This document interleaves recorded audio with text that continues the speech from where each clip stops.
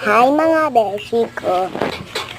Ayun na nga po, gagawin ko na nga po pinapagawa ng teacher. Kaso hindi ko pa din pa yan. Hirap kasi.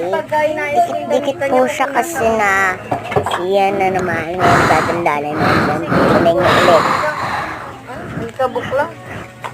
O diba, sabi ko naman na sa inyo. Tignan nyo sulat.